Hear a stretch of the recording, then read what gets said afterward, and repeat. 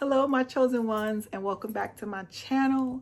So today I'm going to talk about something that is kind of difficult to talk about. And it's something that I've been going through, and I really want to be transparent on this channel, and I want to share my experiences and, just share myself with you, my viewers who watch my channel and who enjoy my content.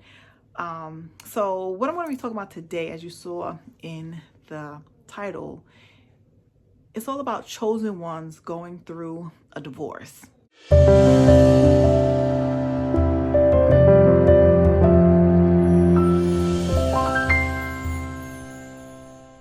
And this is my story, and I'm probably gonna make different parts of this because it's a very long story, and I kind of want to start from the beginning. Honestly, I think I'm making this video more like therapy than anything else, because I just wouldn't wish a divorce on my worst enemy. And I don't have any enemies. Hopefully, I pray I don't have any enemies. I mean, I'm pretty sure there are people that don't like me, but I still send them, positive energy, and I just ask God to deal with them. I send God and before me and to fight my battles, and no weapon formed against me shall prosper. And that's exactly how I feel about my divorce. So without further ado, let's get into the content. If you haven't already done so, please subscribe to my channel. I'm trying to make this channel grow. I'm trying to really post content more religiously. So please, if you haven't already subscribe to the channel, like the video, leave a comment below, because all of that helps the algorithms. So chosen ones going through a divorce.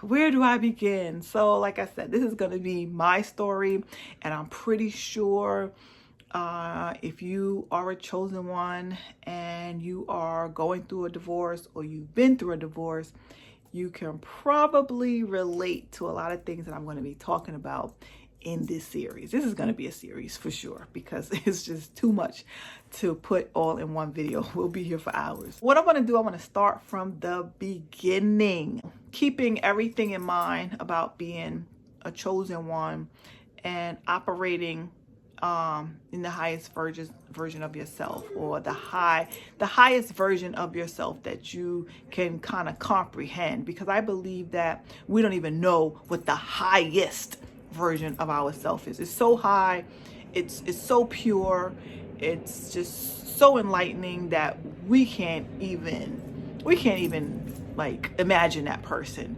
But we do know a version of ourselves that we can visualize that is better than the version of who we are right now. Back in 1996, was it 1996? Somewhere around there. I'm gonna be really transparent in this video. Oh my God. I'm gonna be really transparent in this video. Thank God for grace. Thank God for grace. That's all I can say. So I was married in 1996 to someone who was in prison. Yeah, he was in prison, and I married him in prison, knowing that he was in prison. He literally had 20 years to life sentence in prison. And we were together before he went to prison. I knew him. He helped me out a lot. I was young, very young. And he helped me out a lot. I just left the relationship, and I had a 2-year-old, and I was a teenage mom. I was just running the streets. Like, really, I have to be honest. Like, my mom passed away when I was 15. My father left me at my aunt's house, never came back, and I was pretty much there to fend for myself. So during that time, and my parents, like I said in a previous video, was extremely religious. And I mean, to the point where I couldn't wear jewelry, I couldn't wear makeup, I couldn't wear pants. And I'm going to talk about that in another video. That's another series in its own. But I was it was a very strict household, to the point where I feel that my parents became religious fanatics. They were fanatical, and there were some things that I don't think anybody should have to go through in the name of religion. But I say all that just to say, so by the time, I was at my aunt's house, that didn't work out. I didn't want to be there. Then I lived with my grandparents, and then they moved to Florida. I didn't want to go to Florida. I lived with my sister. Then I got pregnant, and this is all I'm a teenager now. I'm a teenager. I'm like 16 years old. I got pregnant, and lo and behold, I had a baby. And then my sister left me in the house. She moved up out from underneath my nose. So I had to leave out of there, left the apartment abandoned. And then I moved in with my daughter's father in his house, in his basement of his mother's house. We were teenagers, literally teenagers. But I was kind of wild. I was kind of wild, and I was still trying to figure myself out. I was angry at the world. And, so I had this baby. I didn't know what to do. I was back and forth from Florida with my grandparents. I didn't want to live in Florida. It was too boring. So I came back to New York, back and forth. I was living with my daughter's father. And, so long story short, I cheated on my daughter's father, and with the guy that I ended up with, who was in prison. I moved back to stay with my sister again, because he kicked me out the house after he found out I cheated on him. And then I went to live with my sister for a short time, and the guy that I was with, he helped me find an apartment. And long story short, he was living with somebody, but he told me, oh, nothing's going on. He was much older than me. He was, well, not much older, but he's 8 years older than me. And he was living with somebody, but he was still with me, and I didn't know the whole situation. I was young, dumb, stupid, naive. And, he would always tell me, oh, I just lived there, but there's, what the guys say, I just lived there, but there's nothing going on or whatever. So anyway, we had some things with that. I mean, honestly, I'm literally going to tell my life story on this channel. So you guys stay tuned. If you want to know about me and my journey, my self-discovery journey, my journey of spirituality, and just the transformation journey and where I've come from, just stay tuned to this channel. I will be, spilling the tea. I'll be getting really, really vulnerable here. Anyway, eventually he helped me find a job. I started working at Olive Garden. He literally helped me get a job. He went to the job interviews. When I think about it, it's just crazy. So he helped me get a job. He helped me get my apartment, my very first apartment. And of course he would come back and forth, back and through. Of course he was living with somebody, so so he would come with me. He would stay a couple of nights, go be here, be there, be here, be there, right? But he was good to me. He was really good to me, and I didn't know any better. I literally didn't know any better. So I just dealt with what he gave me, and he, I just felt like he helped me out a lot. So, fast forward, he was caught up. He was doing things that he shouldn't have been doing in the streets, and he told me that he was going to jail. He got arrested for robbery, and I rode with him through all of that. Like, I went to the court dates, and because he said he was innocent, right? He to this day he claims he was innocent. I don't know. Maybe he was. Hopefully he was. But he was definitely running with the wrong people. And he said he knows who did the robbery, but the street code is you don't snitch. So he literally did a 20-year sentence for somebody else. This is what he continues to say, which is unfortunate, but he did it. So he was there in jail. I went, different jails. He was in Fishkill. He was in different jails, and his sentence was 20 years to life. And we decided, and it wasn't because of love. When I think back now, it was not because of love that we wanted to get married. It was because of lust. It was a lustful relationship. and for the most part. And when you're in jail, those things are taken away from you, right? The lust part, you can't have none of those visits. So we wanted conjugal visits, so we got married. Me again being young and dumb, got married, and we had the conjugal visits, every so often. I forgot how often it was, but it was ever so often, every 3 months or I don't know exactly, I don't remember. But so I was going to see him, doing the conjugal visits, and this lasted for maybe, I want to say maybe a year or two, right? And I was getting tired of it, honestly. By this time I was working in a restaurant. I was working at this restaurant called Motown Cafe and in the city, and I would come home late, I was working, and and those collect calls used to be coming. He used to be calling me early in the morning, and he used to be upset if I didn't answer the phone, and I wanted to go out with my friends because I was still young, and I just I just started kind of like distancing myself a little bit, because even when I used to go see him, I don't know, he was just very controlling. He was very controlling, and even behind bars, like if I was sitting there with him, I couldn't look to the left, I couldn't look to the right. He would think I was looking at somebody. He was very jealous, and even before he went to jail, he was very jealous. He was very extremely jealous.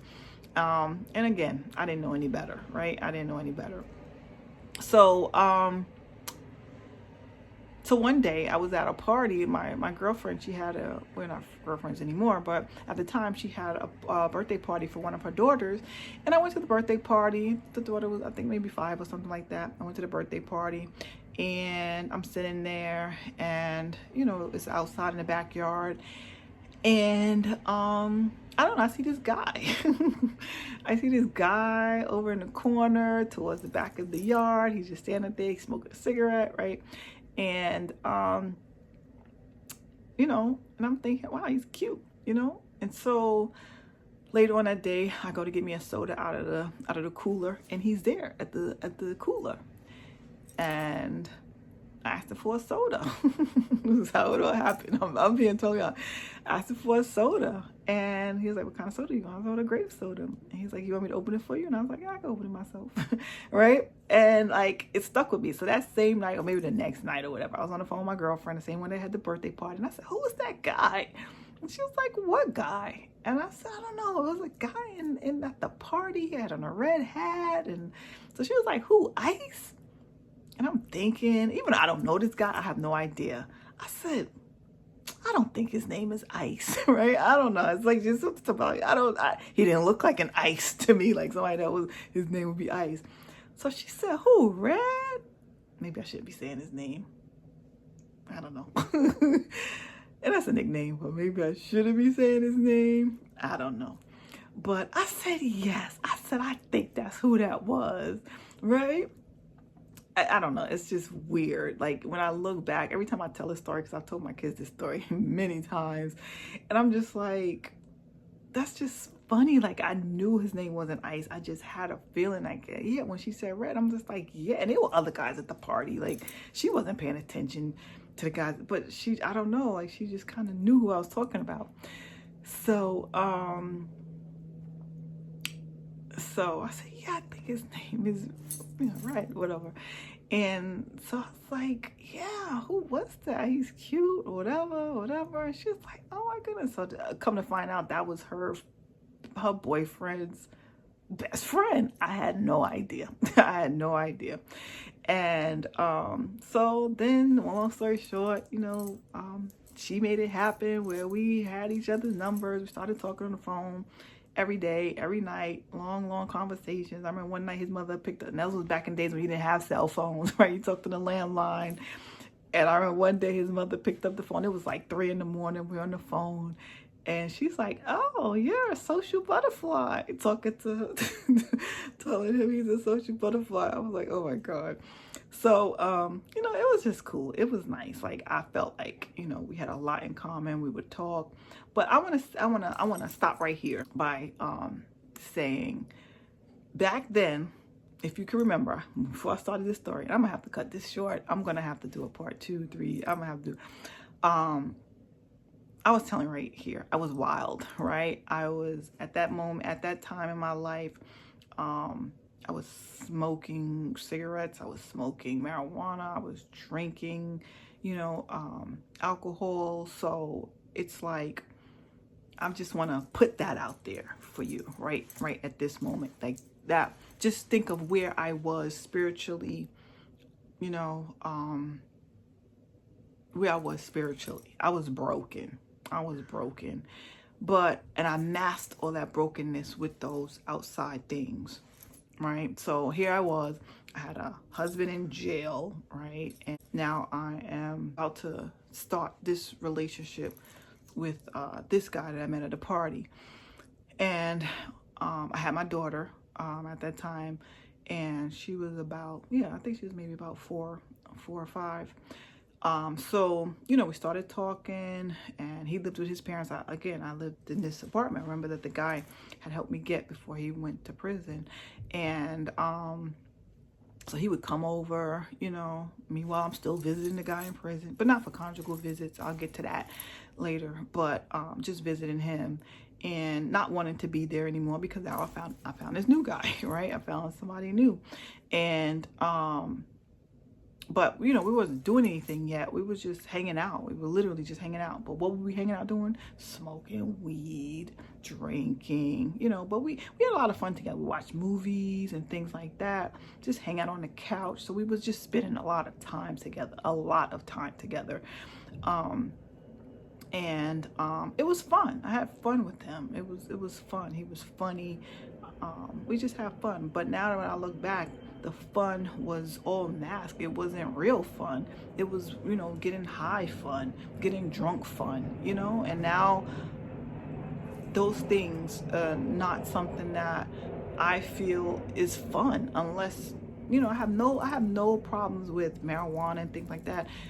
Because marijuana can be a great addition, to your spiritual practice. But at that time, that wasn't what I was thinking about. I wasn't thinking about spiritual practice and, God. I wasn't thinking about any of that stuff. I was just thinking about, the flesh and, just indulging. That's all I was thinking about, the worldly pleasures. So, we're hanging out, we're talking on the phone, going out to movies, we're going, it's just doing stuff together. And so and then eventually things started getting more and more intimate and intense, and here I am now in this predicament. I'm like, okay, I have this person in prison over here, my husband. What am I supposed to do? So the last time we had a visit, I think it was a conjugal visit, I told him that I wasn't gonna be doing that anymore. I wasn't gonna be coming up to see him anymore, and I wanted a divorce. And he was like, okay. Right? He was like, okay. So I just kind of left, and that was it. Never saw him again until recently, but that's a whole nother video.